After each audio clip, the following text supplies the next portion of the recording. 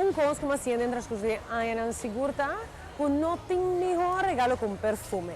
Esta escapamos fuera de cualquier paint bank y en realidad esta pasa para tu gente. Belleza.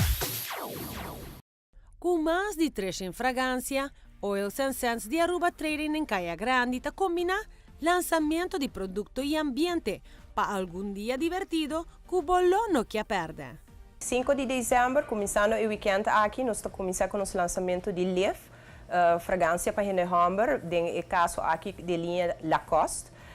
Isso aqui não é somente um lançamento gewoon, é também algo com ambiente, onde nós também temos o lançamento com o DJ presente, nós também temos bebida na festivo, maneira que você conhecer somente de Aruba Trading Company, naturalmente par de snacks e ideia tá, como você bem será conhecido com a fragrância de fim de ano para Henne Humber, que é caso aqui está Liv de Lacoste.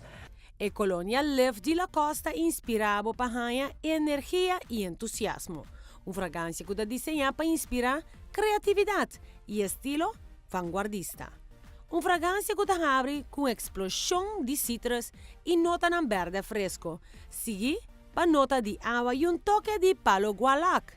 A nuance de licorice añade final poderoso e inolvidável.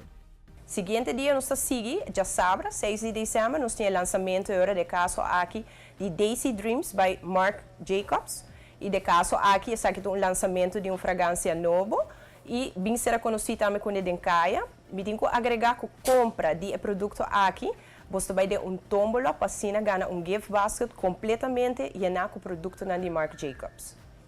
Daisy Dreams de uma fragrância floral e frutal com toque suave e celestial.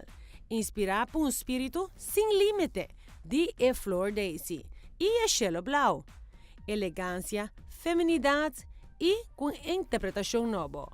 Uma erupção de nota de fruta maneira blackberry, grapefruit e pear, seguida para nota de bouquet de jasmine, lychee e blue wisteria.